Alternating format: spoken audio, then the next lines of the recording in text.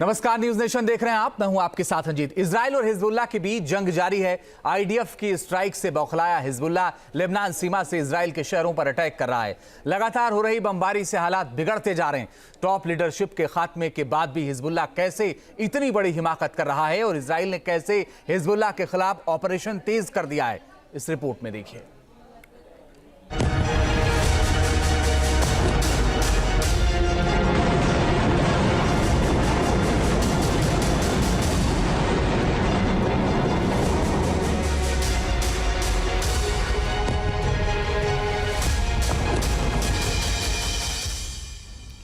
Middle east में बिगड़े हालात।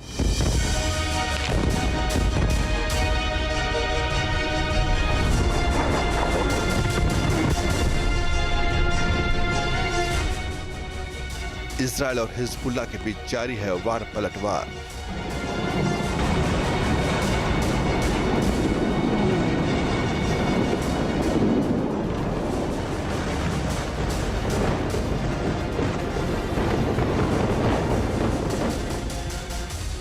आईडीएफ के स्ट्राइक के बाद हिजबुल्लाह का सबसे घातक हमला।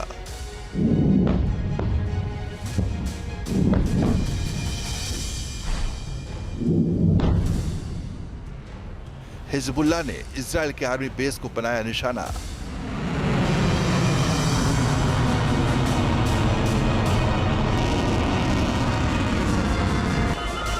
आतंकी हमले के बाद हाइफा में मची अफरा तफरी।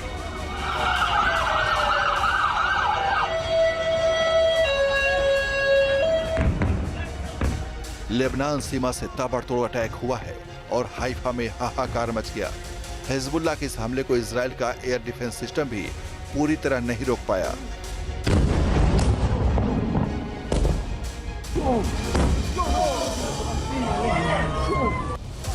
आईडीएफ को निशाना बनाने के लिए हिजबुल्लाह ने इस बार मिरसाद 1 ड्रोन का इस्तेमाल किया। हिजबुल्लाह ने हाइफा के बिन्यामीना के पास एक मिलिट्री बेस को टारगेट कर हमला किया।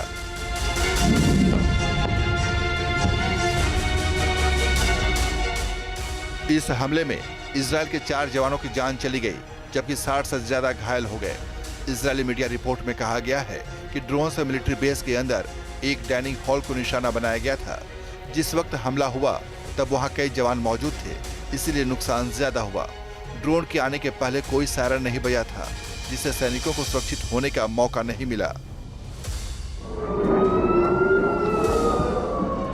17 सितंबर के बाद इजराइल ने हिजबुल्लाह को लगातार निशाना बनाया है। इस दौरान नसरल्लाह समेत उसके तमाम टॉप कमांडर मारे जा चुके हैं। इसलिए हिजबुल्लाह का बचा हुआ संगठन लेबनान सीमा से सटे इजराइल के शहरों को निशाना बना रहा है।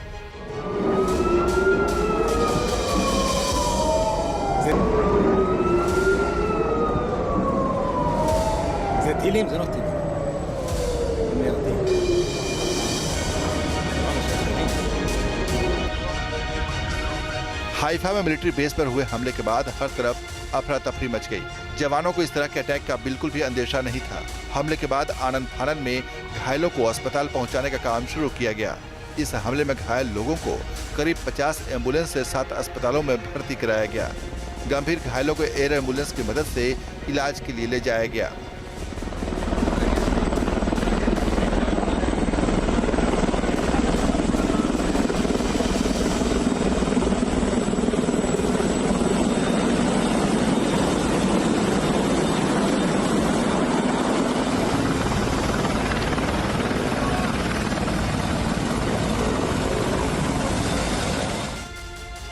हमले की जानकारी मिलने के बाद IDF chief major general Herzi Halevi देर रात ही गोलानी ब्रिगेड के ट्रेनिंग बेस पर पहुंचे और कमांडरों के साथ बातचीत की।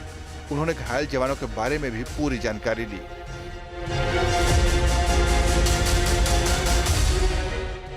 इस हमले के बाद हिजबुल्लाह ने एक बार फिर धमकी दी है और कहा है कि हाइफा में इजरायली सेना कुछ बस्तियों के घरों का इस्तेमाल अपने लिए कर रही है। लेबनान पर आक्रमण के लिए ऑपरेशन रूम के रूप में इस्तेमाल किए जाने वाले इजरायली ठिकाने हाइफा और तबरैया जैसे घनी आबादी वाले शहरों में हैं। ऐसे सभी घर और सैन्य ठिकाने हमारे निशाने पर हैं, इसलिए हम यहाँ रहने वालों को अगली सूचना तक अपने जीवन को बचाने के लिए इन सैन्य स्थलों के पास इकट्ठा होने के खिलाफ चेतावनी देते हैं। हिजबुल्लाह ने धमकाते हुए कहा कि अगर आईडीएफ ने बेरूत और लेबनान के दूसरे इलाकों में निर्दोष लोगों पर बमबारी जारी रखी तो हाइफा को नर्क बना देंगे।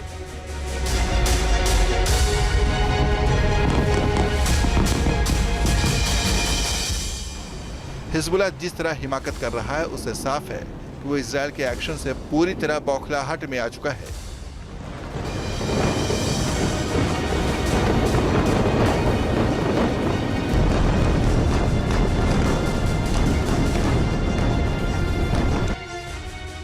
इसलिए खुद को बचाने के लिए काउंटर अटैक करने में जुटा है।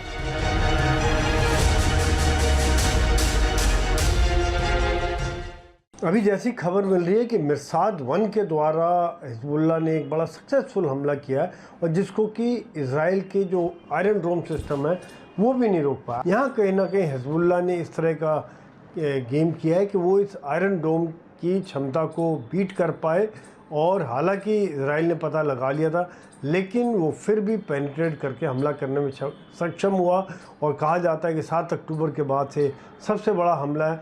इजराइल को बहुत क्षति पहुंची है और ये वाकई में इजराइल अभी सोच रहे होंगे कि इसका तोड़ अभी कैसे निकाला जाए।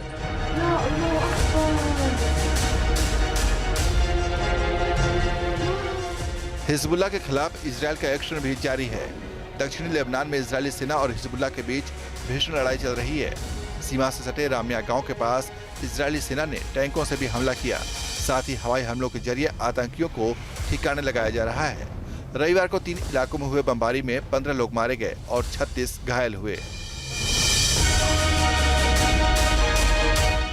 इससे पहले शनिवार को इजराइल के हमले में लेबनान में तैनात संयुक्त राष्ट्र शांति रक्षक बल का एक जवान घायल हो गया, जिसके बाद प्रधानमंत्री नेतन्याहू ने यूएन से शांति सेना हटाने की अपील की है। हम लेबनानी लोगों से नहीं लड़ रहे हैं, हम ईरानी आतंकी संगठन हिजबुल्लाह से लड़ रहे हैं जिसने लेबनान पर कब्जा कर लिया है। मैं यहाँ से सीधे संयुक्त राष्ट्र महासचिव को संबोधित करना चाहता हूँ। अब समय आ गया है कि आप शांति सेना को हिजबुल्लाह के गढ़ों और युद्ध क्षेत्रों से बाहर निकालें।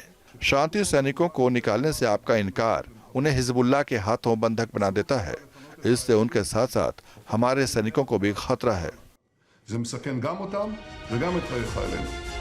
इजराइल की सेना दक्षिणी लेबनान में लगातार आगे बढ़ रही है और साथ ही हिजबुल्लाह के तमाम ठिकानों को निशाना बनाया जा रहा है। हिजबुल्लाह के उन ठिकानों को भी तबाह किया जा रहा है जहां उसने हथियारों का जखीरा छिपाया है।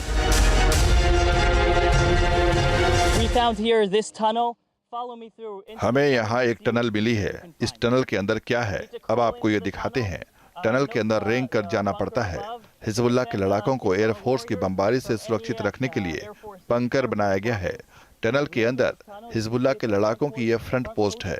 ये 4-5 फीट गहरी बनाई गई है ताकि एयरफोर्स की बमबारी से बचा जा सके। इसकी चौड़ाई 2 से 3 मीटर है। टनल के अंदर हमें नीले रंग के 2 ड्रम मिले हैं। इनमें पानी भरा हुआ है ताकि हिजबुल्लाह के लड़ाके यहाँ लंबे वक्त तक रह सके।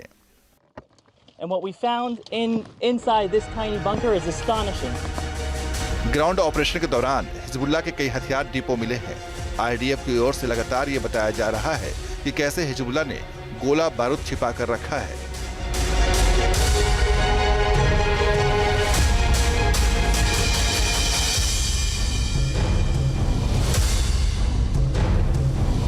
What you can see here is different types of gear. आप यहाँ देख सकते हैं कई तरह का सामान है। यहाँ फाइटर जैकेट हैं जिनमें मैगजीन भरी गई हैं, थर्मल लेंस, अलग अलग तरह के हथियार, ऑटोमेटिक राइफल्स हैं। यहाँ ड्रेस, जूते और हेलमेट भी रखे हैं। एक लॉन्ग रेंज राइफल भी है। कई तरह के विस्फोटक हैं, साथ ही मेडिकल इक्विपमेंट्स भी हैं। मतलब साफ है कि हिजबुल्लाह के लड़ाके न सिर्फ इजरायली सीमा पर हमला करते हैं बल्कि खुद को बचाने के लिए भी पूरे इंतजाम करके रखते हैं। हिजबुल्लाह को पूरी तरह खत्म करने के मकसद से इजराइल ने ऑपरेशन नॉर्दर्न एरोज शुरू किया है।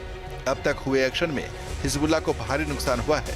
इसके बावजूद हिजबुल्लाह के आतंकी इजराइल के शहरों को निशाना बना रहे हैं। यही वजह है कि ये जंग अभी और लंबी होने के पूरे आसार हैं। Team news nation. News nation अब व्हाट्सएप पर। खबरों के ताजा अपडेट के लिए न्यूज नेशन के इस QR कोड को स्कैन करें।